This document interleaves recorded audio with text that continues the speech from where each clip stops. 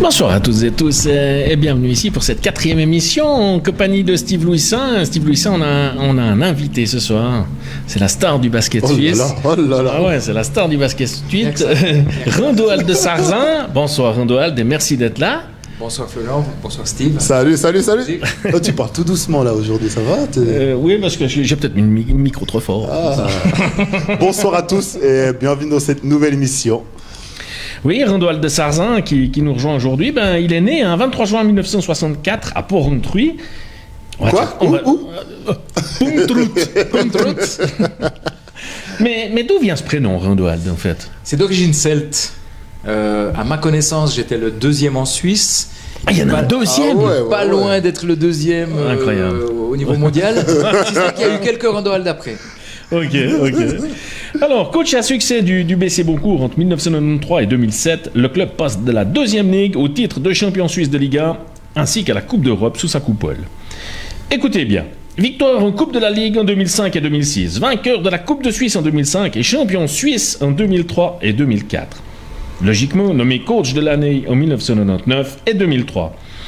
Puis bien sûr, après avoir raflé tous ses titres et ses honneurs, Rando, il a pris ses valises, puis il est parti tenter sa chance, ni plus ni moins que chez notre voisin français, en Pro A au JDA, Dijon en 2007. Il y restera 2 ans et demi pour un bilan, on dirait en demi-teinte, mais riche en expérience. Absolument. Devient sélectionneur des éléphants de la Côte d'Ivoire en 2009, avec notamment une 2e place au championnat d'Afrique des Nations et une qualification au championnat du monde en 2010. Pris de remords et puis d'avoir quitté notre belle Helvétie, il est de retour, il revient comme coach au sein des Lugano Tigers en 2011 et fait le triplé en 2012. Il devient donc le seul coach à remporter les 3 titres avec 2 clubs différents. Chapeau l'artiste. Mais en manque de francophonie, il est de retour en terre romande en 2013 et rejoint le BBC Lausanne qui deviendra par la suite puis Lausanne Foxes. Champion suisse de Ligue B en 2014 et 2016, c'est cette année-là que les dirigeants lausannois acceptent enfin la remontée en Liga, SB League, et une fois encore nommé coach de l'année en 2014 et 2016. Alors, Rendoald, une nouvelle armoire à Noël pour mettre tes nouveaux trophées? Je sais même pas où ils sont. Ils sont un petit peu disséminés dans ma cave après Socours, Jura. Ah, tu les caches? Je les cache. Oh, non, tu devrais pas. C'est soit ça prend la poussière. Non, je suis pas vraiment dans la nostalgie, on verra si un jour je prends le temps d'exposer un petit peu tout ça avec les quelques fagnons européens et puis les expériences diverses. Ouais, il doit y en avoir des expériences et des souvenirs, j'imagine. Tu pourrais écrire un livre, non? Raconter toutes tes expériences. On me l'a souvent dit. Moi j'aimerais commencer avec une petite question, Rando. Avec ton palmarès, on peut quand même dire que tu es le coach, un des meilleurs coachs, si ce n'est le meilleur coach suisse. Parce que quand même ton palmarès il est impressionnant. Il n'y a pas beaucoup de coachs suisses qui peuvent dire qu'ils ont participé à une Coupe du Monde. Tu as coaché à l'étranger. Comment tu expliques que t'es pas réussi ou t'es pas voulu, je sais pas, essayer d'aller choper l'équipe nationale suisse? Parce que comme t'es le meilleur coach, tu trouves pas que ça aurait été une continuité à un moment dans ta carrière qui n'est pas finie, mais de prendre la tête de l'équipe suisse? Déjà, le meilleur coach, pour moi, c'est quelque chose de totalement subjectif. Il y a des titres. Je suis Mexicovid. Je reste le coach le plus titré à ma connaissance en Suisse, mais j'aurais pu être dépassé cette année, je crois, par Pétard. Mais à partir de là, voilà, ça veut dire quoi le meilleur coach? Il y a eu des circonstances favorables. Il y en a eu aussi des très défavorables qui ont fait que c'est tant de titres, et pas moins, pas plus. J'ai toujours dit que le meilleur coach de Suisse, peut-être qu'il se trouvait quelque part au fond de la Ligue B, parce que pas assez suivi par des dirigeants, pas dans une culture qui permet vraiment d'exposer et d'éclore son talent. Après, quant à savoir équipe suisse, pas équipe suisse, j'ai été assistant de l'équipe suisse. Fort de cette expérience, aux côtés de Renato Carretoni, où j'assumais pas mal de responsabilités, et après avec Manu Schmidt, je pars du principe qu'une équipe nationale, on doit vraiment lui donner des conditions de travail. Et puis aussi, j'ai postulé une fois, et puis il y a eu une volonté de renouveau total, parce que j'étais dans le staff d'une équipe qui, manifestement, on voulait que ça change. Mais alors, Pas un petit regret ou peut-être une envie par la suite? Pas forcément. Pas forcément. L'idée de coacher une sélection nationale reste très stimulante. Si c'est la Suisse, c'est la Suisse. Si c'est une équipe africaine, pourquoi pas. Maintenant, c'est pas du tout d'actualité parce que je suis déjà bien assez actif professionnellement et en club et dans mon autre implication professionnelle qui est pas moindre au gymnase de Chamblande. Donc aujourd'hui, avec 3 jeunes enfants encore, aujourd'hui, ce n'est pas d'actualité. D'accord. Bon, on avait une première question qu'on devait poser en fait à Rondoel de Sarzin. La question venait d'Alain Perletot, elle date de la semaine passée. Oui, c'est vrai. Alors il nous a posé une colle parce que nous on s'est regardé. On savait pas de quoi il parlait. On savait pas de quoi il parlait, effectivement. Te rappelles-tu d'un joueur, Jason Niblet, et quel souvenir en as-tu? Alors on en a discuté un petit peu avant l'émission, il a pioché un moment, mais il a une réponse à nous donner. Oui, parce que d'abord j'avais compris que c'était théoriquement un joueur que j'avais coaché. Or non, ça reste un très mauvais souvenir et franchement Alain, tu pouvais pas faire ça. Il y a prescription, on retourne pas le couteau dans la plaie. C'était une énigme, un joueur qui nous a planté, je sais plus, je vais pas dire de bêtises, mais on a demandé 40 points, non? Plus. Okay. Et je crois qu'il y avait eu prolongation même. Et on avait tout essayé. On avait essayé de doubler le joueur, on avait essayé de tripler le joueur. Il nous avait mis la misère à bon cours. Donc en plus l'orgueil en a pris un coup. Cette année-là on monte quand même en Ligue nationale A parce qu'il y avait tour promotion relégation. À ma connaissance c'était Martigny, Vetsicone était impliqué, Boncourt, je saurais plus trop les autres équipes, mais on sort malgré tout indemne de cette expérience et puis on monte en Ligue nationale A. Mais très fort joueur, très fort joueur. D'ailleurs, ça pourrait être le rituel. On pourrait demander à la fin de chaque émission à l'invité de poser une question au prochain. C'est ce qu'on va faire. Il connaît déjà le prochain, il sera peut-être plus, mais j'ai déjà oublié. C'est pas grave, on en parlera en fin d'émission. Bon, on va quand même parler de l'actualité des Puy Lausanne Foxes qui nous vous amène en Ligue nationale B. Pourquoi et comment, après une saison qui était quand même pas trop mauvaise, Rondoald? On rame au niveau structurel. On rame en matière de ressources humaines, on est toujours face aux mêmes problématiques. J'ai envie de comparer ça aussi avec un ménage qui rame financièrement. Il y a des moments où on se demande comment on va faire pour boucler le mois. On s'est souvent posé la question comment on allait faire pour boucler la saison ou boucler dans 3 mois. C'est au jour le jour, il n'y a pas de construction possible dans ces conditions. Donc je pense que c'était beaucoup plus sage que de franchir un gros pas en arrière, retrouver des valeurs qui souvent sont galvaudées. On parle beaucoup de formation, de club formateur. Redevenons un club formateur. Il y a un engouement extraordinaire au niveau du mouvement jeunesse avec la refonte du CPE. On va investir là-dedans, on va banquer là-dessus. Il y a une très belle génération de U15. U20, c'est demain. Donc voilà, on va essayer et puis recréer une culture où on fidélise les joueurs, où les joueurs ont envie de rester Foxes loin dans leur carrière. Ouais, mais pour un coach comme toi qui a quand même vécu des grands moments, qui a quand même gagné des titres, c'est pas frustrant?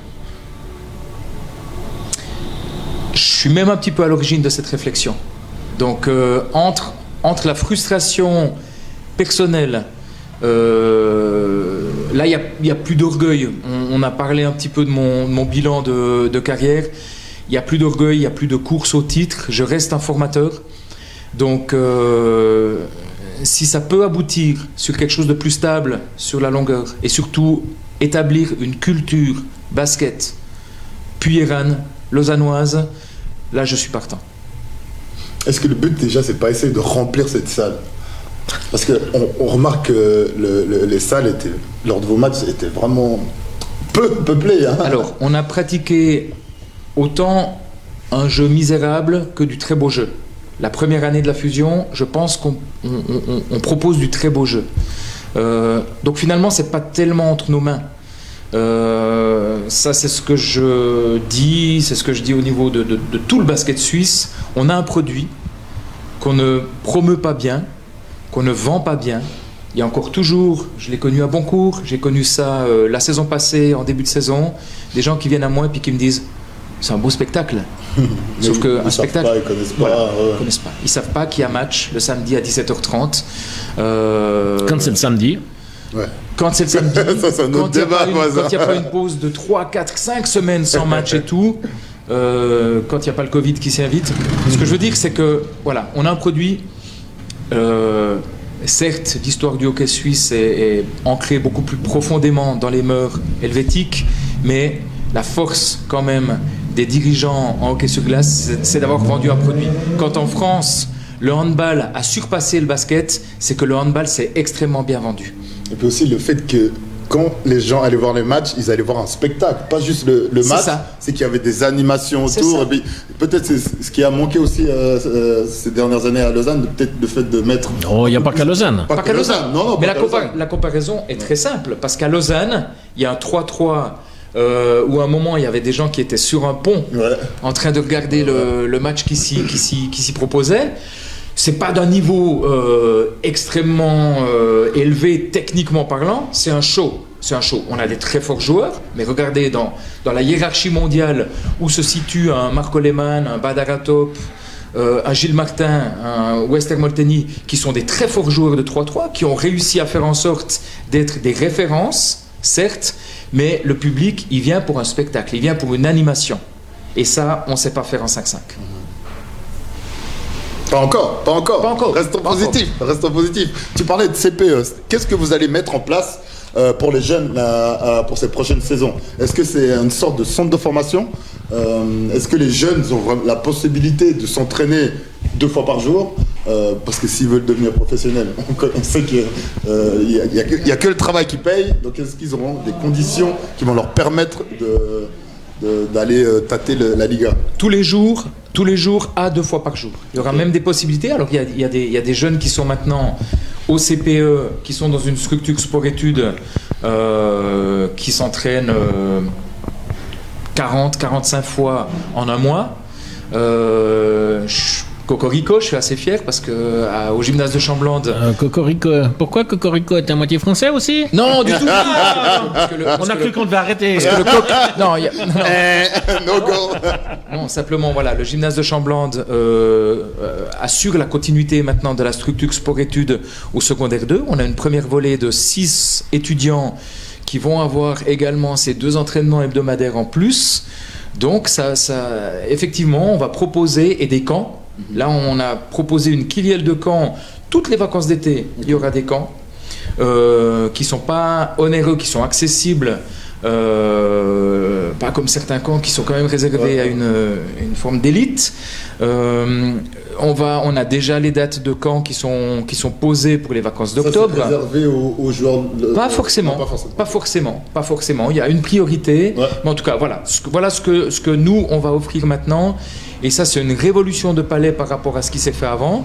Et je profite de rendre hommage à monsieur Sacha Milicevic qui a pris ça à bras-le-corps et puis qui justement amène ce nouveau souffle et qui nous permet d'imaginer vraiment un avenir heureux.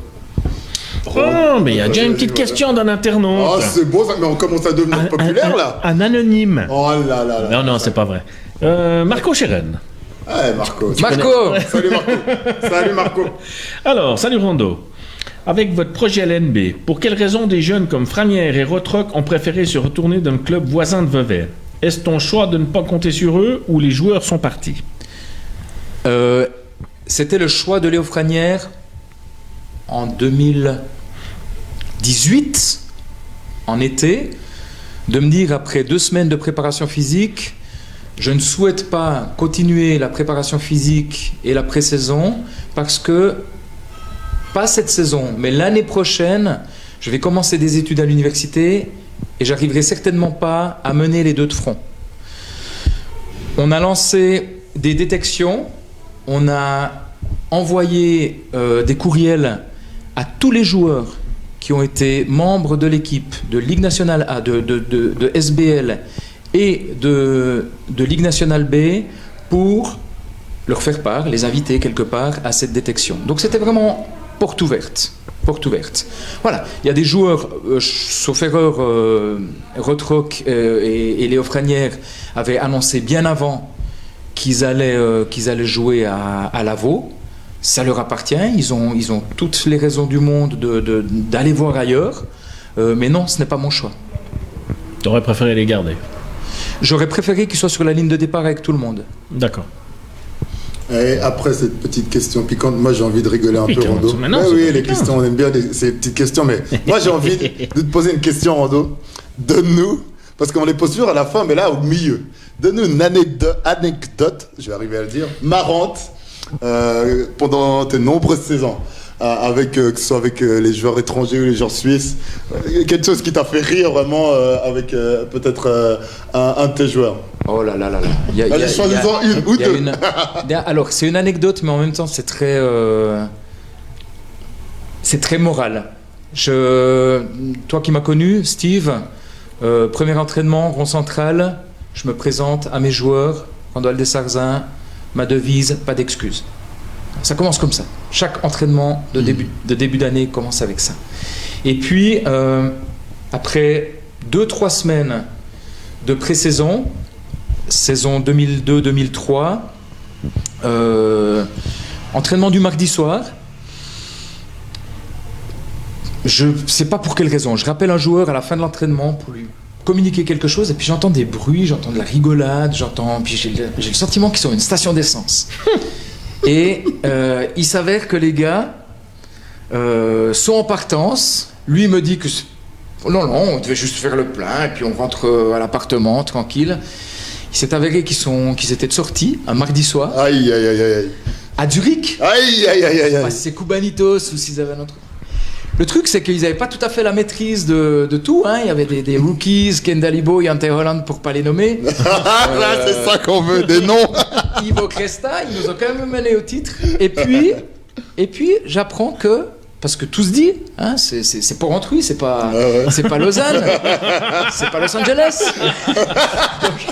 Donc il s'avère que les gars sont rentrés vers 6h30 du matin. Ah, d'accord. Hein, alors ils croisent les gens qui partent au travail. Ça fait vite du bruit, ouais. Ça fait vite du bruit. Donc ils croisent les gens qui partent au travail. Et du coup, forcément, on a l'image des ces basketteurs, rien d'autre à faire et tout, un entraînement par jour.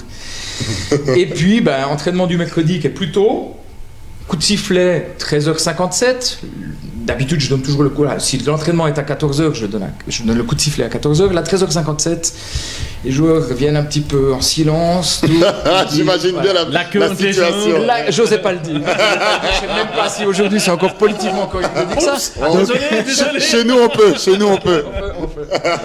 Et les joueurs, spontanément, remettent leur ballon dans la caisse. Donc, ils ont compris que ça serait l'entraînement où il n'y aurait pas de ballon. Ah oui, non. Sans rien dire. Sans rien dire. 2 heures, une tuerie. Mais les gars ne brochent. Je déteste ça. Mais j'y suis passé. C'était les matchs où on perdait de trop en high school, où le coach allait poser les 2 poubelles en ligne de fond. Voilà. Ok. Donc voilà. Là, j'aurais pas fait un truc comme ça. Alors celui qui est pas fit, il souffre. Hein. Les joueurs brochent pas, disent pas un mot. Fin de l'entraînement. Voilà, messieurs, vous savez pourquoi? Ouais.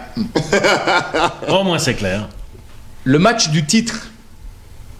J'étais parti à Cuba pendant les fêtes de Noël. Okay. J'avais acheté une boîte de Cohiba. Ouais.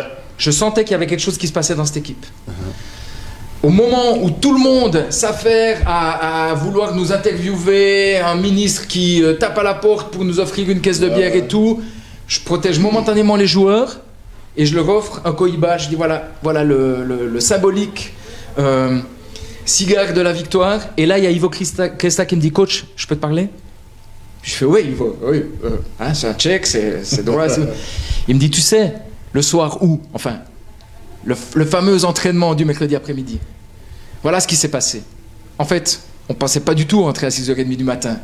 Mais comme on est tous mis nos voitures dans un parking souterrain... Il était fermé.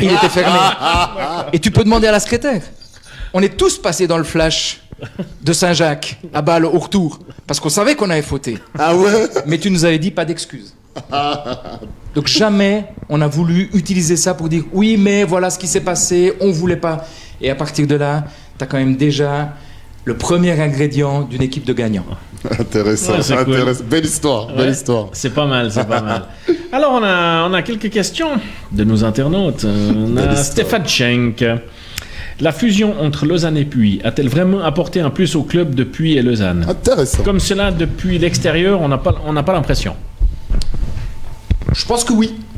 Je pense que oui, parce qu'on existe encore. Combien a-t-il fallu de fusions à Genève, de fusions loupées, de fusions avortées, de Genève-Versoix, de Champel machin, de Mérin-Grand-Saconnet et tout, pour finalement arriver... Là, c'est une question après de dirigeants. Ouais. C'est une question de dirigeants. Et aujourd'hui, je pense qu'on peut parler de Foxes. Foxes Basketball, pour un petit peu angliciser la formule. Donc je pense que Ligue A, Ligue B, le problème il n'est pas là. C'est que maintenant on doit fonder, établir, solidifier une culture de club et une identité de club. Donc moi je suis heureux de travailler avec certains dirigeants qui étaient des dirigeants depuis. Apparemment, ils ne sont pas encore trop fatigués de collaborer avec quelqu'un qui coachait Lausanne. On a des joueurs qui restent, et je leur tire mon chapeau, certains emblématiques de Puy au départ, et d'autres emblématiques de Lausanne. Ok. Intéressant. On a une question encore d'un internaute, mais là c'est plus par rapport à ton passage à Dijon. On va y arriver gentiment, donc on la posera en même temps que... pas trop brasser, hein, on va y aller comme ça. Mais on est toujours sur Puy Lausanne Foxes, et puis là, selon un dirigeant lausannois, Mathias Fernandez, pour ne pas le nommer, il avait été interviewé par un de... Qui c'était de la Pierre, si je ne me trompe pas. Oui, Olivier. Ouais, voilà, il avait été interviewé. Puis qu'en cas de victoire de championnat de Ligue nationale B... les Foxes pourraient prétendre à remonter. Alors pourquoi tout à coup une année après ce serait faisable alors qu'une année avant c'est pas possible? Ça dépend tout de l'avancée de nos faiblesses. Alors après... Non mais tu crois que tu vas trouver en une année tout ce que tu n'as pas trouvé depuis 10 ans? Moi je m'occupe de ce qui est sportif. Oui, je suis d'accord. Mais c'est pas évident. C'était un petit peu là aussi, on avait une petite discussion de bistrot avant. Hein. Ah bon? C'était la force de Boncourt. C'était la force de Boncourt de dire, ok, ce que vous arrivez à atteindre sportivement, on doit l'atteindre structurellement. Ce que nous, on arrive à atteindre structurellement, vous devez vous mettre au niveau sportivement. Et l'adéquation, elle est là. Ok. Donc, moi, je vais faire ce que j'ai à faire sportivement parlant. Après, c'est sûr que se retrouver un dimanche après-midi à Lausanne, et puis tout d'un coup se dire... est-ce que quelqu'un a pensé à amener des bouteilles? Sans SBL, ça va pas. Et ça va pas en Ligue nationale B. Donc il faut juste remettre les bonnes personnes au bon endroit. Mais il faut les trouver déjà, les personnes. Il faut les trouver. Pas évident. Alors, c'est pas évident de nos jours. Alors il y en a des motivés, puis il faut pas se cacher, il faut pas se voiler la face. Les parents de joueurs ont un rôle important. Et là, on les a pas assez impliqués.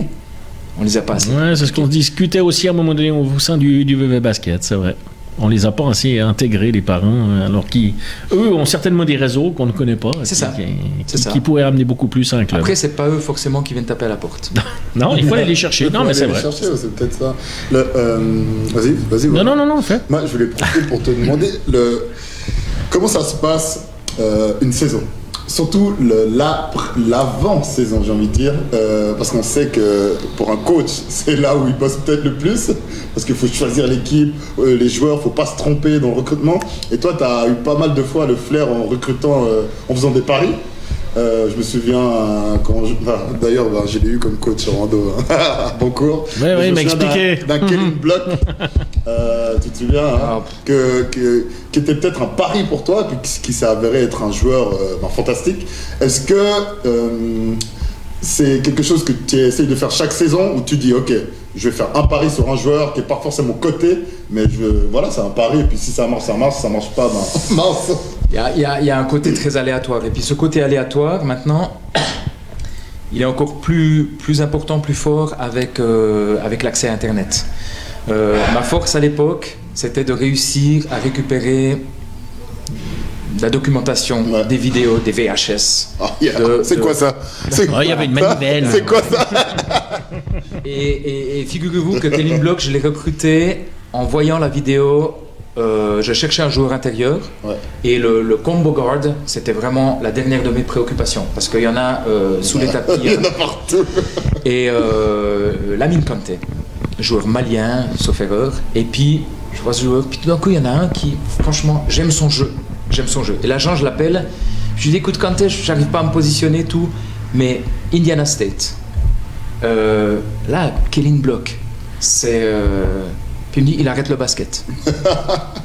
6 mois en Bosnie, pas d'électricité, pas de chauffage. Je dis, est-ce que je peux essayer de le relancer? Puis il me dit, écoute, essaye. Ton prix sera le sien parce que ça peut pas être pire. Okay. Ça peut pas être pire.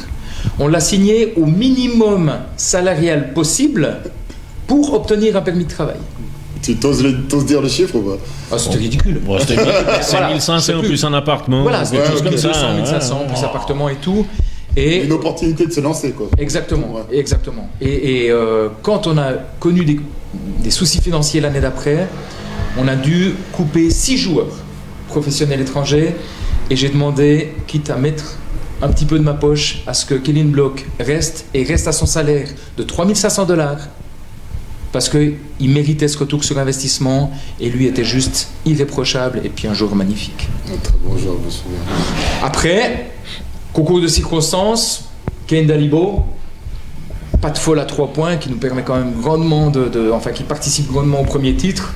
On signe Jante Holland, qui est au camp chez Deon George avec moi.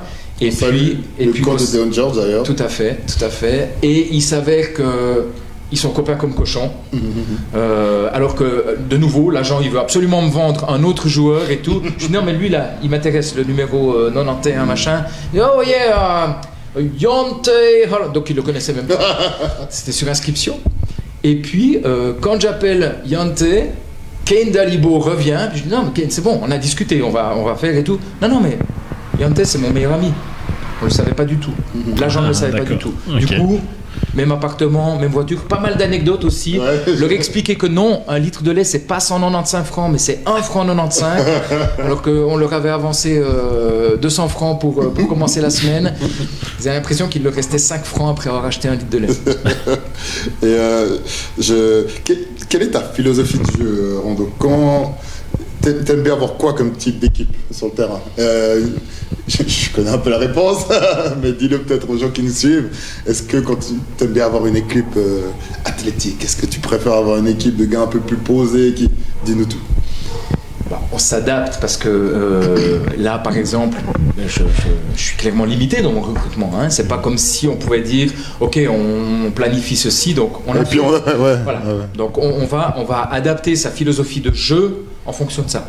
Mais là, ils sont déjà avertis. Hein. Ils ont fait 3 entraînements depuis détection comprise. Je déteste utiliser le langage martial en sport. Mais je crois qu'on ose dire, un guerrier, voilà, il faut d'abord de l'intensité. On n'aura pas énormément de talent offensif au début. C'est des joueurs qui restent à être perfectionnés, développés. Donc il faudra défendre le plomb. Je peux déjà annoncer qu'il sera difficile de passer le milieu de terrain. Et puis après, banquer là-dessus, up-tempo, du jeu rapide. Et en plus, c'est quand même ça qu'on aime voir en basket. Question de nos internautes. Hein. Oh là là, mais ce soir-là... Ouais, ça y va. Combien de spectateurs ce soir? 2000, 3000? C'est pas important, je sais pas, je vois pas. Question de Nicolas Schenk. Gilles Martin, dans le contingent LNB la saison prochaine? Tout est ouvert. Les joueurs, le roster de 16 actuellement, alors 8 meneurs. Hein. On va s'adapter. J'ai fait des saisons sans meneurs et j'ai fait des saisons avec trop de meneurs, mais on va s'adapter. Les joueurs qui sont dans un roster déjà élargi maintenant de 16-17 savent que, pour des raisons XY, ceux qui n'ont pas participé aux détections, pour de bonnes raisons, s'ils débarquent au premier entraînement du mois d'août, je suis ouvert à tout. On profite encore d'être dans le championnat suisse. On va parler de Dijon d'ici un petit moment.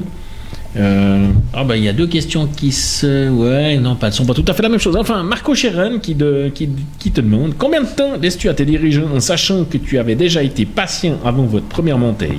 Seras-tu prêt à attendre ou l'appel de la LNA pourrait te donner des envies d'ailleurs?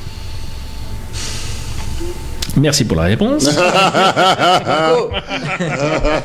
Je me suis quand même toujours considéré comme un bâtisseur, un architecte. Rome ne se fait pas en un jour. L'épopée exponentielle du BC Boncourt, c'est difficilement réalisable aujourd'hui. Tu penses? Tu penses que c'est très difficile? Parce qu'on est parti de très loin. Ouais. Deuxième ligue, première ligue régionale. Okay. Première ligue régionale, première ligue nationale. Première ligue nationale, Ligue nationale B. Ligue nationale B avec Dion George. 16 victoires de suite. 16 victoires de suite. Donc on sait pratiquement après 16 matchs qu'on est en Ligue nationale A et on a le temps de se poser la question. Malgré Jason Niblett. Donc finalement, à mon âge avancé, 2 ans. Oui, parce qu'il a laissé son teinté à l'entrée. Hein. On a hésité à mettre les masques pour pas comme c'est une personne à risque. On le ramène à l'EMS à 22h. Non, Alors, on n'est pas en train de parler d'un projet à 5 ans. Je pense qu'un cycle, raisonnablement, si on voit quelque chose pointer la première année, une vraie mentalité qui se dégage. Après, moi, j'ai bon espoir de joueurs que j'ai vu évoluer cette saison en U15, de les voir déjà s'entraîner avec nous en fin de saison. Et comme j'ai pas eu peur, il y a quelques années, de demander à Souel Sayeg, médecin de l'équipe suisse, un double surclassement pour un jeune de 15 ans que j'ai mis dans le 5 de base. Ouais, parce que tu n'as pas le droit. Hein, Tout à fait. C'est ça. Hein. Tout à fait. Donc ça me fait pas peur. Hein. Il y en a quand je me souviens. Un petit peu fatigué de l'entendre. Mais Ricky Rubio a joué en ACB son premier match à 14 ans. Donc, je pense qu'à 15-16 ans, on peut tenir la balle en Ligue nationale B. Ou si on n'arrive pas, on aura des problèmes plus tard. Mais je me souviens parce que c'est d'ailleurs toi qui m'as lancé dans le bain à Boncourt. D'ailleurs, on te remercie. Ah, salaud, hein. Je l'attendais celle-là. Mais c'est vrai que à l'époque, j'avais quoi, 16 ans. Et puis, j'avais 10 minutes de moyenne. Tu me lançais donc chaque match 10 minutes. J'avais un rôle bien précis, mais j'avais une moyenne de 10 minutes déjà à 16 ans, quoi. Donc, le rôle d'un jeune joueur, c'est justement, et ça je pense que tous les coachs s'accordent à le dire, c'est intensité, défense, ne pas perdre la balle. Ouais, déjà, c'est vrai. Et c'est quelque chose que tu faisais magnifiquement bien, et c'était 10 minutes où je mets au défi certains joueurs de jouer cette intensité, ce volume de jeu sur 40 minutes. Ouais. Donc là, ça faisait sens. Petite question. Vas-y. Petite question de Julien Pouza, je ne sais pas si tu connais. Oui, alors voilà. Toi qui coaches depuis 20 ans maintenant, Elena. T'as un accent des fois, toi. 20 ans maintenant, Elena. Quelle est l'évolution que tu vois sur le basket suisse, sur les joueurs suisses et la manière et la difficulté de recruter et de composer une équipe? Il y a beaucoup de questions dans cette question. Mais Julien Pouza. Julien, elle est intéressante la question, parce qu'aujourd'hui, ce qui manque quand même, c'est une forme de patience et de persévérance. Ça, c'est pas inhérent au basket, c'est inhérent à la tendance actuelle. Donc leur parler de construction et de moyen terme, c'est très compliqué. Cette année, j'avais 3 joueurs emblématiques où vraiment ça me tenait à cœur qu'ils se réengagent dans l'aventure en Ligue nationale B. Les 3 l'ont fait. J'aurais espéré un 4e. Et puis pour moi, c'est tellement la confirmation de l'implication de ces joueurs qui ne sont pas juste dans l'herbe est plus verte ailleurs. Et j'ai aussi beaucoup d'exemples de joueurs qui ont pensé que l'herbe était plus verte ailleurs, y compris certains joueurs qui m'ont écrit des mails 10 ans plus tard, pour me dire si on avait su. Mais est-ce que tu comprends c'est tentant pour un joueur. Si je prends par exemple Luca Pitou, qui était avec toi, tu lui as donné sa chance à Lausanne, et puis il a l'appel de Genève, le grand Genève. Tu vois, tu comprends cette envie de mais attends, il y a Genève qui m'appelle, j'y vais. Tu vois, c'est quoi ton ressentiment par rapport à ça? Est-ce que tu te dis, je prends Luca Pitou, mais ça peut être un autre, est-ce que tu dis, mais reste avec moi, je t'ai donné ta chance, ou est-ce que tu dis, je comprends, c'est un gros club, peut-être aussi un meilleur salaire, une belle opportunité, t'es comment par rapport à ça? Je comprends. Je vais pas commenter cette. Je parle de Luca. Oui, justement, parce que là, à partir du moment où quelqu'un se donne une parole. Ah, ok, moi, pour ça, ok. Je suis vieille école. Ok. Soit vrai et tout. Que le joueur aille chercher mieux ailleurs et puis qu'il ait cette aspiration vers le haut niveau, je peux tout à fait le comprendre et je prendrai très bien le fait d'avoir contribué à son épanouissement et à sa carrière. Comme ça a été le cas pour toi. De te voir finir ta carrière au niveau où tu l'as terminé à Genève, c'est une grande fierté. De t'avoir vu pour... Attention, les voisins. C'était pas Genève. On parle... L'épisode bébé, on oublie. Excuse-moi. Il est tombé bien bas. Pardon. J'ai vécu le paradis puis l'enfer aussi dans ma carrière. C'était pas très adroit. Non, t'inquiète. T'inquiète. C'était pour plaisanter. Oui. Mais voilà, il y a eu quand même le maillot de l'équipe nationale, il y a eu... Ouais, parce que moi j'imagine un jeune joueur, même si tu l'as lancé, mais boum, derrière il y a des belles offres, des belles équipes, il aspire à, tu vois. C'est complexe, mais c'est complexe. Après, le joueur, il est tout le temps attiré par. Après, c'est peut-être aussi, on doit aussi se regarder nous dans le miroir. C'est aussi notre faiblesse de club de ne pas réussir à garder un joueur. Donc non, je peux pas lui en vouloir. Qu'est-ce que tu réponds aux gens qui disent bon, Rando, là c'est bon, ça fait plusieurs années que tu es à Lausanne, maintenant faut passer à autre chose, on veut du renouveau. Qu'est-ce que tu réponds aux gens qui... Pourquoi, t'as déjà entendu ça? Je pose la question. Alors, pourquoi je dis ça? Parce que souvent, on dit dans les clubs, il y a un cycle, même pour les joueurs. Le coach, il est resté là 3-4 ans. Ouais, mais à Boncourt, ça a été quoi son cycle? Je pose la question.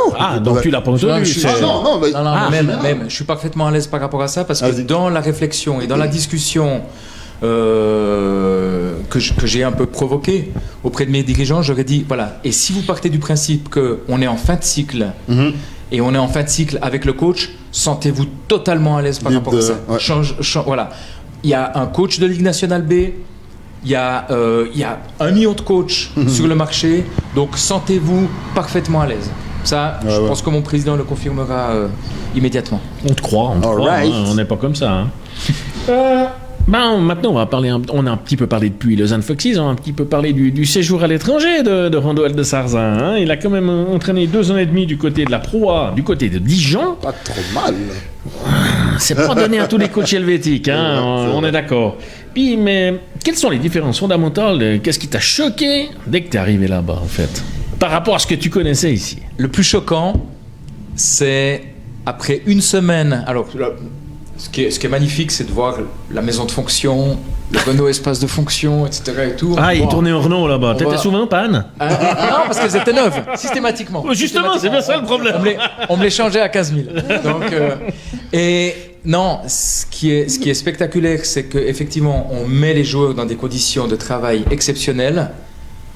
Par contre, le fait d'avoir pu choisir mes joueurs totalement librement, que personne ne remette en question ma composition d'équipe, mes valeurs de coach à Boncourt, avec quand même pas mal de réussites, y compris en Coupe d'Europe. Le fait de se retrouver après une semaine d'entraînement, je ne parle pas d'entraînement basket, mais d'entraînement via ferrata. J'en parlais encore ce week-end à quelqu'un. Via ferrata, on avait un partenaire, les Ménuires, qui est une station alpestre. Et puis team building, on fait de la via ferrata, on fait un trekking, on fait des petites activités, voilà. Et puis on joue premier match amical ex-Maurienne. Or la Pro B a 2-3 semaines d'avance sur nous, ils commencent le championnat plus tôt. Au niveau basket, ils ont déjà un petit peu de basket, puis la Pro B, ça joue. Tant et si bien que le match amical du mercredi soir, je pense, se joue contre ex-Maurienne. Est-ce qu'on le perd de peu? Est-ce qu'on le gagne de peu? Est-ce qu'on s'arrête sur un match nul? Parce que de toute façon, après, on va manger la fondue. Tant et si bien que le président, qui avait fait l'aller-retour Dijon-les Ménuires juste pour le match, vient vers moi à la fin du match et puis me dit « Coach, lundi, les rookies, dans l'avion !» Je dis, non, attendez, président, on va peut-être leur donner un peu... Il y en avait un, Caleb Green pour ne pas le nommer. qui était monté en voiture avec moi au Menuire, qui s'est tenu toute l'ascension. Il jouait en Oklahoma, il connaissait juste les grands terrains de foot à perte de vue de l'Oklahoma, du Kansas et tout.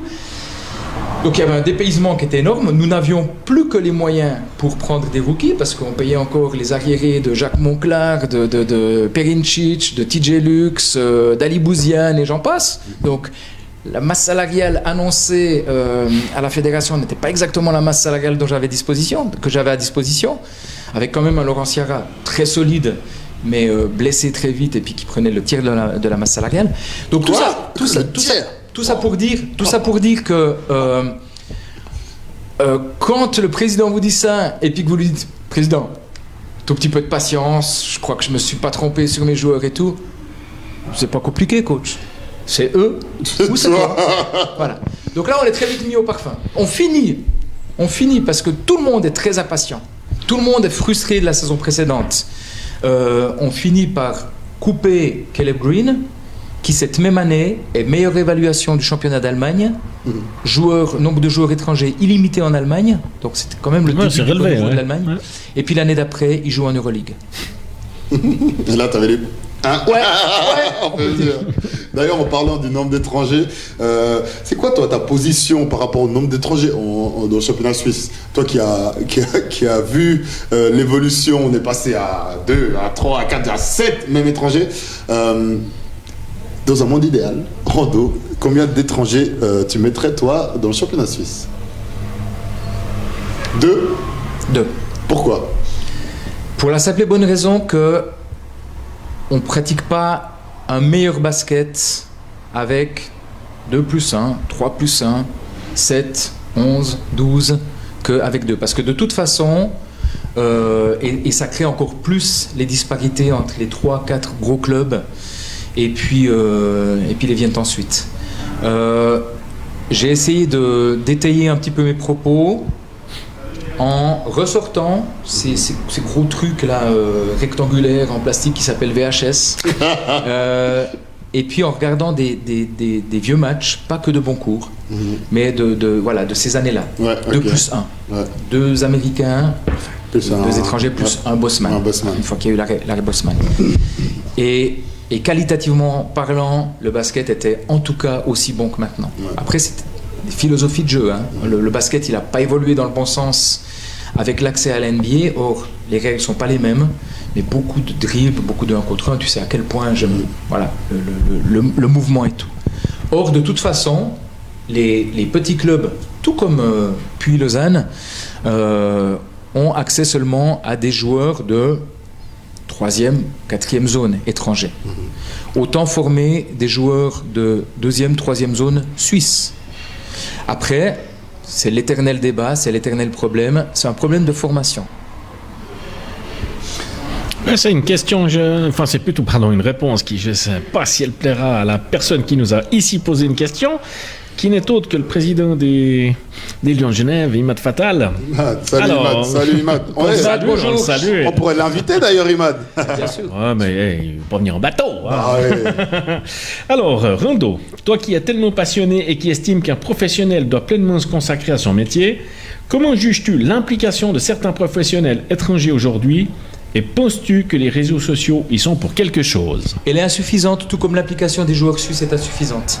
Le joueur suisse qui choisit de rester en Suisse par confort, alors qu'il a le niveau de jouer à l'étranger, pour moi, il y a déjà un problème. Donc on les met dans une zone de confort. L'implication est insuffisante et c'est surtout de la responsabilité des clubs. C'est intéressant ce que tu dis là, parce que quand tu as des joueurs motivés et des joueurs qui se disent mais moi je veux pas juste être le joueur qui est sur le terrain, qui fait des passes et puis qui reste dans le corner pour prendre le shoot, bah peut-être que c'est mal vu de la part de certains coachs. Ils disent non, toi tu vas rester là, tu défends, tu fais les passes et quand t'as la balle, quand t'es ouvert, tu shootes. Tu crois pas que certains des fois joueurs ils aimeraient ou ils essayent de dire mais non, et puis ils s'entraînent aussi dur et puis derrière on leur dit non reste à ta place. c'est pas facile non plus pour ces joueurs. C'est pas facile. Parce que peut-être il y a des coachs qui les freinent aussi un peu. Il y a des coachs qui les freinent. Il y a des coachs aussi qui reçoivent une certaine pression. C'est un grand mot en ce moment. Hein. Je pense qu'un chirurgien cardiaque, lui, il a la pression. Nous, on est des divertisseurs. Donc, mais à partir du moment où des dirigeants travaillent dur pour boucler un budget et puis avoir les meilleurs joueurs possibles et les meilleurs joueurs étrangers possibles, c'est des fois délicat pour un coach de justifier que on va sortir le Genet du banc suisse parce que le meneur américain ou le poste machin américain ne fait pas le travail. On a eu une remontée intéressante il y a 2 saisons à Puy-Lausanne avec 5 joueurs suisses sur le terrain. Bonne leçon. T'es venu là pour soigner tes stats, donc tes stats, moi je vais te les casser sur le banc, hein. Désolé, mais c'est pas comme ça que je conçois le basket. Mais c'est dur d'avoir cette responsabilité et puis d'être quelque part le tampon. C'était quand même la force de Goudez, hein. Goudez, lui, il avait que faire de ce qu'on pouvait lui souffler dans l'oreillette ou quoi que ce soit. Il m'a fait rire, Ivan Goudez. Je pense que voilà, il était, c'est pas gagné, Donc voilà. Moi, j'ai encore une question par rapport au championnat suisse. Tu bosses toute la semaine à l'entraînement et puis tu dois te retrouver devant des gradins où il y a 50 PK. Parce que moi, j'ai quand même une image qui m'avait marqué. Si je ne me trompe pas, c'était encore cette saison. C'était le Puy-Lausanne Foxes face à Union Neuchâtel Basket. UPC retransmettait le match, enfin MySport retransmettait le match. Et tu voyais les gradins, tu dis... Vide de chez vide. Il devait y avoir 50 personnes, quoi. Faut filmer de l'autre côté. Ouais, non, mais franchement, pourquoi ça ne prend pas est-ce que c'est frustrant pour toi et pour les joueurs de voir un résultat toi qui as vécu des ambiances incroyables à Boncourt, surtout là avec. Ouais, et puis même à Dijon, enfin. Mais... Tu sortais du match, t'as les oreilles qui sifflaient pendant 3 jours. Ouais, c'est ça. Des matchs à 6500 spectateurs à Dijon ou des matchs à 1650 annoncés parce que sinon on se faisait vraiment trop taper sur les doigts au niveau de la sécurité et tout, parce que dans le chaudron 1650 il faut déjà les mettre et puis après c'est dense, hein. J'entends le public est au bord du terrain. Alors oui, c'est frustrant, oui, on a l'impression de jouer dans une cathédrale, puis je suis pas très religieux, donc à partir de là je viens de le dire, hein, on est des sportifs, mais on est des sportifs divertisseurs. C'est aussi, je pense que les joueurs, ils ont besoin de sentir cette ferveur du public derrière. Et puis ouais, c'est eux aussi qui bossent toute la semaine pour finalement se retrouver dans une sorte d'intimité. Alors que si on était resté en Liga et puis qu'il y a eu des matchs à huis clos, éventuellement nous on aurait été avantagés. Ah ouais, vous avez l'habitude. Hein. Non, encore une question de Julien Pouza. Si tu pouvais signer un joueur étranger que tu as coaché en Suisse, tu choisirais lequel? Attention. Elle est délicate cette chose, parce que je dois tellement à beaucoup de joueurs talent pur Kane Dalibo. Vraiment, il sort du lot. Il sort du lot. Poste 2, 3, 4, blanc, carré d'épaule. T'es obligé de dire blanc parce qu'il va se vexer. Hein. Attention. Il va mettre un genou à terre. Hein. Parce que c'était solide. Fais gaffe, voisin, fais gaffe. C'était solide, mais c'était pas basé sur les capacités athlétiques. Poste de 3-4, indifféremment, catch and shoot, 3 points, 37 points lors du match décisif contre Fribourg Olympique, face à un Fribourg Olympique qui défendait le plomb, hein. Fribourg Olympique, héritage de Douchko, Patrick Koller comme coach et tout, donc talent pur, c'est ce joueur.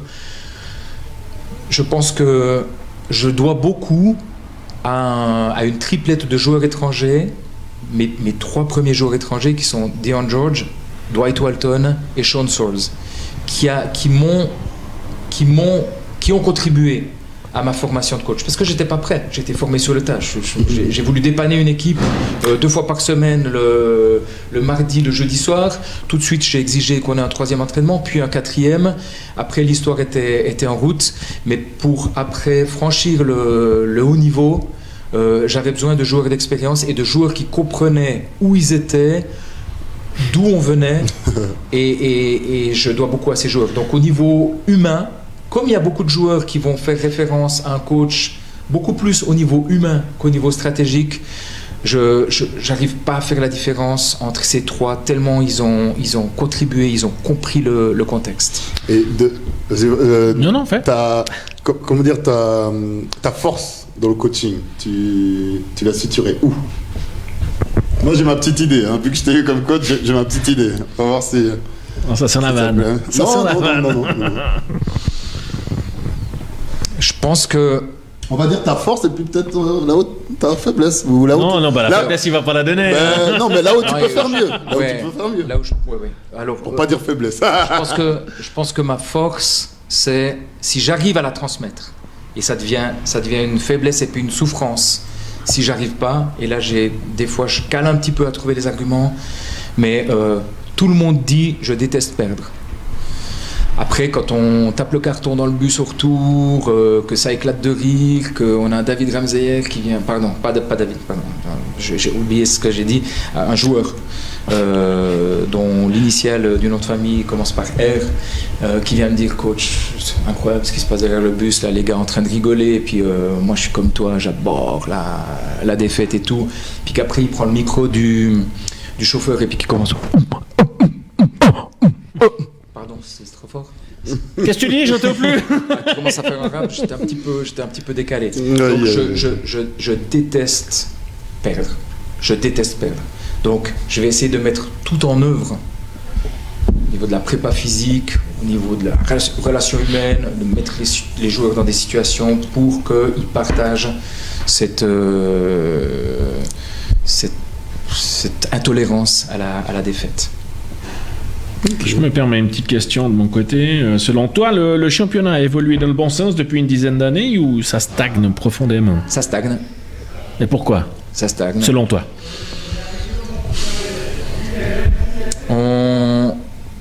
Alors, il y a toujours des fers de lance. La campagne de Fribourg Olympique qui a de nouveau et qui annonce qu'elle a de nouveau le courage, parce que ça demande du courage, de se lancer dans l'aventure européenne. Il n'y a que ça qui peut nous aspirer vers le haut. Il n'y a que ça qui peut aussi créer des vocations chez des joueurs. Il faut aller se frotter au niveau international pour évoluer. On l'a connu à Boncourt. Voilà, je pense que le basket là allait vraiment dans le bon sens quand Boncourt, Fribourg Olympique, puis Lugano allaient voir à l'extérieur de nos frontières. Je serais très heureux que ça soit de nouveau le cas. Après, ça stagne parce qu'encore une fois, à la base, on est trop faible dans la formation. Vous parliez de Dijon avant. Dijon, c'est également un centre de formation. C'est 14 apprentis coachs chaque année. C'est un apprentissage, c'est une formation. Alors malheureusement aussi un petit peu une fabrique à chômeurs, mais les coachs français sont formés, investissent dans une formation, et puis que ça soit en Espagne, que ça soit en France, que ça soit en Serbie, que ça soit... ne me parlez plus des États-Unis. Si on parle formation maintenant, c'est en Europe, c'est en Lituanie. Est-ce que toi, tu continues à te former? Tu continues à faire des cliniques? Est-ce que tu restes ouvert aux nouvelles tendances dans le basket, etc.? Tu parlais de mes faiblesses. C'est pas le fait de ne pas aller... C'est au bout d'un moment de... je sais plus quel joueur, quel ex-joueur, Brian Colon, Tony Brown, qui était surpris que cette année, je renouvelle certains systèmes. Il y en a deux sur lesquels, à la vie, à la mort, je me baserai toujours. Mais c'est deux sur, au final, en fin de saison, peut-être 10, 12, 14, 17, en fonction de la capacité aussi des joueurs d'emmagasiner. Mais j'avais un petit peu tendance à rester un peu cristallisé sur mes mêmes systèmes. Et puis là, il faut s'ouvrir. Là, je suis en train de donner un camp, de participer à un camp de 3-3. Je dois apprendre du 3-3. Quelque chose que tu pourrais faire mieux. Voilà. Alors, tout à fait. T'ouvrir peut-être à... Mais on apprend à tout âge. Tout à fait. Tout à fait. Tu le verras. J'ai une question de Pedro Pessoa. Pedro. Alors, on parle beaucoup de formation de joueurs. Tout le monde s'accorde pour dire qu'elle n'est pas bonne. Mais que penses-tu de la formation des coachs en Suisse? Or, selon moi, sans bon formateur, il est difficile d'avoir de bons joueurs. 100% d'accord. Alors, quand je parle de problème de formation, c'est un problème de qualitatif au niveau des coachs. On a encore trop de coachs qui viennent pour rendre service. Bon, je ne les blâme pas, mais on est plus dans du sport pour tous. Il y a maintenant des exigences. Voir un joueur qui sort de U13, qui ne maîtrise pas parfaitement le lay-up à gauche, pour moi, c'est faute professionnelle. Mais On peut pas dire faute professionnelle parce que le coach n'est pas c'est pas son boulot. Voilà. Mais 1000 fois d'accord. Steve? Non? On n'a pas de questions des internautes? Ah ben, je l'ai fait au fur et à mesure. Ah, vas-y. Non, mais on en a d'autres. Quelle serait la solution pour que les clubs, selon toi toujours, quelle serait la solution pour que les clubs n'aient plus à chercher dans les fonds de tiroir des sous qu'ils n'ont pas? Qu'est-ce que toi tu verrais, pas dans l'utopie, mais qu'est-ce que tu imaginerais pour que les clubs soient plus en train de tirer la langue, comme le fait les Lausanne Foxes, comme l'a eu Suisse Centrale et comme le fait Montet à Vevey en ce moment? Alors, quelle solution toi tu verrais? Si on va sur le site SBL, maintenant, on nous a bombardé à juste titre, parce que c'est vraiment quelque chose de très bien. Swiss Basketball entre dans l'ère numérique. Magnifique. Oh, on est en 2020, On est en 2020. Pendant ce temps, certains clubs ont des sites qui sont juste... qui datent de l'Antiquité. Donc l'Antiquité, c'était pas il y a longtemps. Il y a des sites qui, depuis le début du confinement, n'ont pas renouvelé une page. Il n'y a pas de nouvelles. J'ai eu cherché des résultats de gros matchs, de matchs importants sur le site des clubs. C'est finalement en passant par... alors après, de nouveau, SBL, c'est pas normal qu'un résultat de Coupe d'Europe, on ne le trouve pas immédiatement sur le site d'un club. Et voilà, donc je pense que tout ça pour dire que en matière d'image, il faut vivre avec son temps, et puis du coup, en matière de marketing. Parce que cette discussion, on l'a eue avec des sponsors. Les sponsors, maintenant, on va les démarcher. Combien de followers t'as, combien de ci, combien de ça. Voilà. Site internet, Insta, machin, voilà, c'est ça. TikTok. TikTok. Oh là là. Faut vivre avec son temps. Je verrais bien Rando avec un compte TikTok là. Ça va venir. Avant qu'on arrive bientôt à la fin de cette émission, d'ailleurs merci à tous encore de nous suivre. Vraiment c'est. Mais s'ils ont encore des questions, on peut en profiter, encore 4 minutes, on n'a pas parlé du coach national de l'équipe des éléphants de la Côte d'Ivoire. On va juste en parler un petit peu. Mais tu avais, vas-y. Alors avant qu'on enchaîne là-dessus, parce que c'est notre émission et puis on fait ce qu'on veut. Déjà. Et puis, je voulais parler un peu de l'actualité avec ce qui s'est passé aux États-Unis. Toi, qui as des enfants métis, est-ce que tes enfants ont déjà vécu le racisme en Suisse? Est-ce qu'ils sont déjà rentrés à la maison et puis on dit papa, les enfants, ils n'ont pas été cool avec moi. Enfin, il y a eu une situation précise. Et toi, comment tu gères ça? Quels sont tes mots quand tu as ton enfant qui rentre à la maison parce qu'il a vécu le racisme? Voilà, c'est tellement des valeurs ancrées en moi, ancrées en la maman de mes enfants, qu'on doit juste le rassurer. Voilà, si je veux, c'est rien d'extraordinaire, mais si je veux schématiser, je crois fermement en one race, the human race. Donc on essaie d'inculquer ces valeurs, et puis après ça part voilà, Martin Luther King l'a dit, ça part de l'ignorance. Donc mais ils avaient quel âge à cette époque? 7 ou 8 ans. 7 ou 8 ans. D'accord. C'est tôt, c'est tôt. Oui, mais bon, les gamins, on sait comment on est. Parce qu'avant, on n'avait pas des problèmes de couleur, on avait des problèmes de grosseur. On trouvait toujours quelque chose pour se moquer de l'autre. Mais évidemment, aujourd'hui, on parle de racisme, mais j'entends les Jurassiens parler des ajols et des Lémontins. Donc ça commence bien au-delà de ça. Mais moi, j'ai eu la chance de partir une semaine en Floride. Il y a des gens qui me disent à ma compagne, c'est des racistes, etc. et tout. Je trouve que c'est des gens qui cohabitent extrêmement bien, et après il y a les événements qui se déchaînent contre mes propos, mais des actes de racisme à la frontière de Boncourt, en ayant justement la maman de mes enfants de couleur, il y a eu. Et voilà, les Jurassiens ne sont pas des conservateurs de droite, mais des actes de racisme, il y en a partout, et ça va bien en deçà de la couleur de peau. En plus, dans le basket, le racisme, j'ai jamais vécu, mais en Suisse. Exemple d'intégration. Mais c'est vrai que quand on est allé faire 2-3 matchs dans des pays à l'étranger, puis qu'on arrivait avec l'équipe suisse, il y avait la moitié des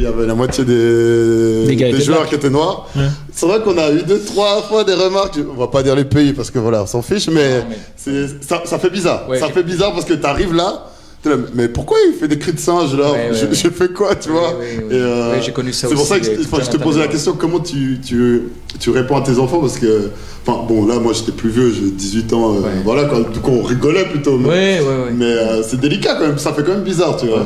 Mais tu soulèves ce problème parce que tes enfants ont connu ça? Non, ah, du tout. Lui, il a connu en tant que joueur. Mais lors de certains matchs à l'étranger, puis t'arrives et puis t'entends 2-3 trucs. Tu dis, mais c'est normal, la Suisse, il y a de la neige. non, mais je peux comprendre. Certains pays, déjà, certains nous confondent entre la Suède avec la Suède. Tu te dis, bon, c'est bizarre, il y a des Noirs là-bas. Je ne critique pas, je ne me moque pas, on ne sait jamais. Et d'ailleurs, il devrait être plus présent sur les compétitions, justement, de ski, parce que... On les voit. Non. Non, d'accord. On les voit. Non. Attendez, non. Les blancs sont battus en neige. Oh là là là. Oh là là. Alors ça. Bon, voilà. Merci Renaud, elle est jolie celle-là, jolie. Allez, on va juste garder quelques minutes. On va quand même parler un petit peu de la parenthèse. 4 minutes. Ouais, c'est ça. Quelques minutes. Non, je sais que tu es très pris.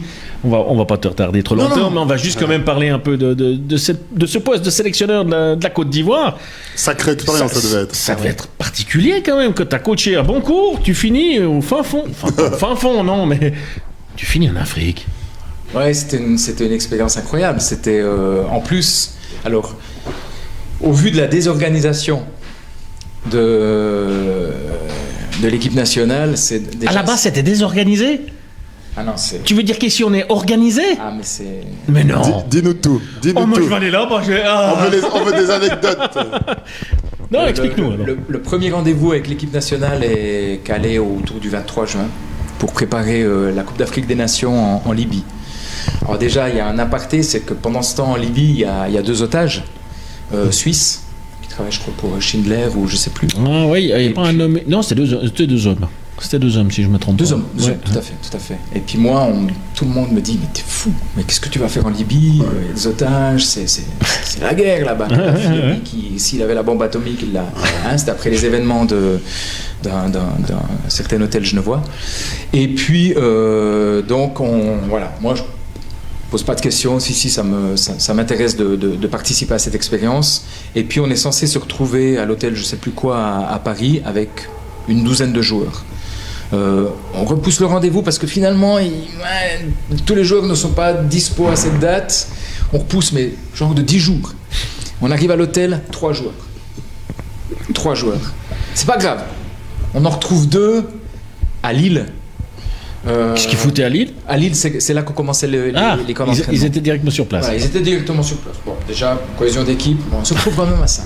5, puis 6, on joue la Belgique en amical. C'est pas des conditions idéales et tout. Et puis après, on part pour une Summer League à Sacramento. Et puis, ah oui, mais Solo Diabaté, il a pas son visa. Puis lui, ben non, il n'était pas au courant. Et puis, on se retrouve à 3 coachs dans l'avion et 2 joueurs. Donc, t'as joué. On arrive à Sacramento. Et puis, on me dit, tranquille. Il y a 2 universitaires qui viennent directement là. C'est des Ivoiriens et tout. Et j'ai 5 joueurs. Et on joue en 48 minutes contre Matt Barnes, qui joue à ce moment-là à Sacramento et tout. Et puis une belle petite escouade de Summer League des Kings.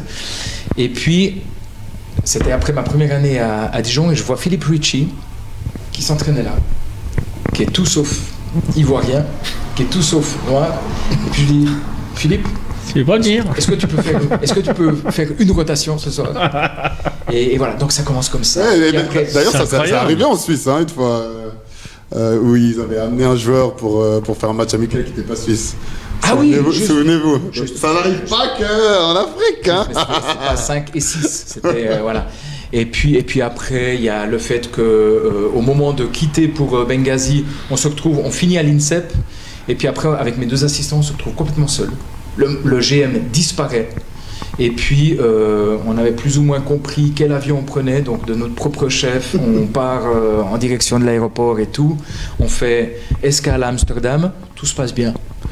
Et à Amsterdam, Évidemment, on n'a rien prévu au niveau du repas ou quoi que ce soit. Voilà. Et nous, tant bien que mal, on se cotise pour acheter un repas aux joueurs. On envoie 2 joueurs chercher des bags Burger King et tout, idéal. Et puis au moment où ça passe au check-in, les joueurs sont dans l'avion, maintenant les coachs.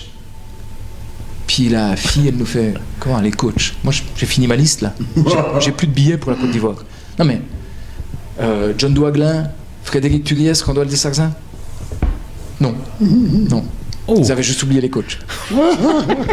Et puis après mon séjour en Libye commence par 6h30, juste à côté du poste frontière. On me dit un nom stabile bossé parmi la liste de tous les athlètes des sélections nationales. Et puis c'était effectivement le fait que je sois suisse. Et puis là je suis resté 6h30 6h30. Ils t'ont gardé à voir tous les joueurs débarquer. Est-ce que tu as eu peur à ce moment-là? Il faisait très chaud.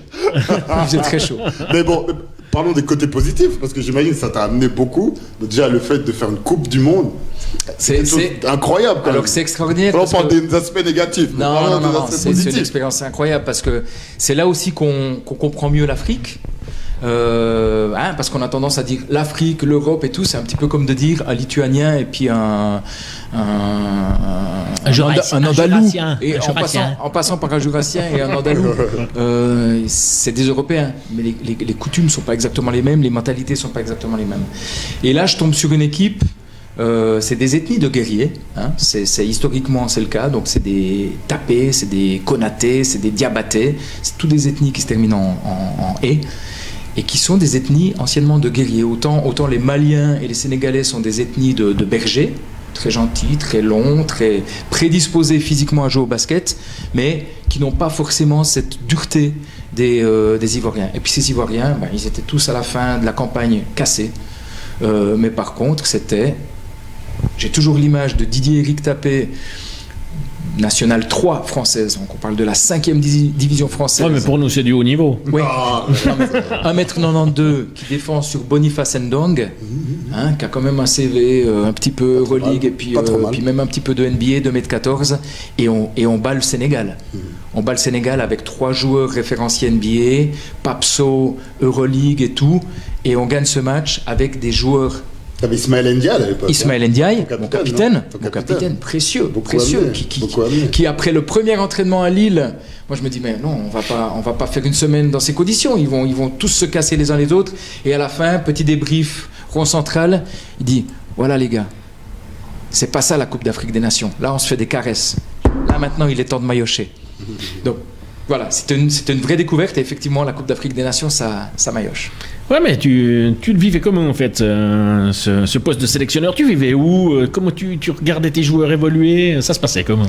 J'ai pris une année sabbatique après Dijon, donc j'ai pu me consacrer que à ça. Et puis des sélections cantonales jeunesse à Genève, où je faisais quelques allers-retours entre le sud de la France. Et puis voilà, c'était un besoin un petit peu de prendre du recul.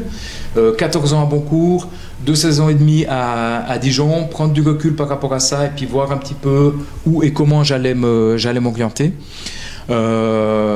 L'expérience en elle-même, elle est juste incroyable. Et partir de rien avec une équipe, Ismaël, on a parlé de Didier-Éric Tapé, Solo Diabaté fait une jolie carrière en Pro A, mais c'est pas non plus, on parle pas d'Euroleague ou de NBA. Et puis finir au championnat du monde à un shoot à 3 points contre Puerto Rico, un match qu'on gagne, mais qu'on devait gagner de 12 et que finalement au buzzer on le gagne de 9 parce que le meilleur joueur de la sélection s'oublie complètement sur une aide défensive. On joue la grande Russie de David Blatt, les yeux dans les yeux. On joue la Chine très proche. On bat Puerto Rico de DJ Barea et tout. On prend l'eau contre la Turquie parce que c'est la Turquie en Turquie. C'est quand même compliqué. On tient une mi-temps contre la Grèce. Enfin, en plus, on a le groupe de la mort. Il nous manquait juste la Dream Team et puis la France. mais magnifique expérience. Et pourquoi elle s'est arrêtée? Non, c'est une des belles pages de mon expérience de coach. Pourquoi elle s'est arrêtée cette page? C'est usant. Ouais. C'est usant à cause de tous ces à côté. On sait pas. On m'impose un joueur. hallucinant. Entre la qualification et puis l'équipe, moi je veux repartir avec la même équipe, c'est celle qui a permis cette qualification. Et puis on m'impose 2 joueurs. Les joueurs ivoiriens me disent, coach, il a passé 40 ans. Puis en fait, il s'avère que le joueur, il disparaît après le premier soir, parce que c'était une manière de le faire venir en Europe.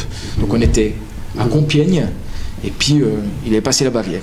Donc voilà, je l'ai vu un jour à l'entraînement. Et puis un autre qui est venu avec des prétentions de star, qui a bien gangréné le groupe. Et là, on m'expliquait, écoute, tu maîtrises pas tout. Son papa fait le pied de grue devant la fédération ivoirienne tous les jours et tout. On lui doit ça. C'est à cause de nous qu'il est pas en NBA et tout. Voilà. Ouais, j'imagine que ça, dans la plupart des sélections, il y a tout ça, ça use. Tout ça, ça use. Mais c'est bien payé. C'est mieux payé qu'un poste de coach. Non, on promet. On promet. Ah, t'attends toujours. Un magnifique salaire, ouais. D'accord. Il y a prescription. Mais, t'as jamais vu Non. Une petite partie. Ah, d'accord. Ok. J'ai une question, Rondo. Comment est ta relation avec tes anciens joueurs? Les anciens joueurs que tu as eus durant toute ta carrière, est-ce que tu t'entends plutôt bien avec tout le monde, ou est-ce que tu as des joueurs qui sont remontés contre toi, ou de manière générale? Sur le nombre de saisons, sur le nombre de joueurs, j'imagine qu'il y en a qui ont vécu une certaine frustration. Il y a de tout, hein. Il y a des joueurs avec qui je suis encore intime. Je pense que toi tu m'en veux pas trop. Non, moi tu m'as lancé. On a plaisir. Tu m'as lancé dans le bain. Alors, ouais, là c'est trop fort surtout. On a plaisir à se retrouver. Je pense qu'il y a des joueurs qui ont vécu de la frustration. Il y a des joueurs qui n'ont pas compris, qui n'ont peut-être pas compris mon degré d'exigence. Compenser peut-être parce que j'essaye de lancer des jeunes joueurs et puis eux partent du principe que c'est déjà des acquis. Je pense qu'il y a de tout, mais effectivement j'ai reçu des mails. Je pense à un joueur qui a joué en équipe suisse, encore une fois que je peux dire que je l'ai lancé, et j'ai reçu un mail de nulle part, mais 10 ans plus tard, pour lire, coach, je ne me rendais pas compte à ce moment-là, j'ai imaginé effectivement que c'était mieux ailleurs, je suis parti et je regrette d'être parti, et puis j'aimerais te remercier pour tout ce que tu m'as apporté. Joli. Bon, je crois qu'on va fermer le... Ouais, on va refermer Rondo, merci d'être venu. Merci à vous. T'as fait un saut depuis le camp à Deon George, d'ailleurs qu'on salue, qui est en place depuis de nombreuses années déjà. On a participé ensemble. Ouais, c'est vrai. Puis on invite vraiment les jeunes à y aller, parce que c'est un camp où les gens ils progressent et puis ils passent surtout un bon moment. Ouais, puis surtout qu'il y a la superstar des coachs. Rondo, le coach des coachs. Alors, c'est l'occasion pour vous annoncer que notre prochain invité, mardi prochain, sera René Gubler, ancien président des Riviera Basket et des Riviera Lakers. Et puis, Rondoald aurait une question à poser éventuellement à notre prochain invité. Ah, c'est pas facile, ouais, je te prends un petit peu de cours, ouais, effectivement. Je lui demanderai à René, qui a été brave, hein, qui a été quand même dans une drôle de tourmente, s'il devait former un successeur, où est-ce qu'il lui conseillerait de poser des limites pour que sa situation personnelle n'en pâtisse pas?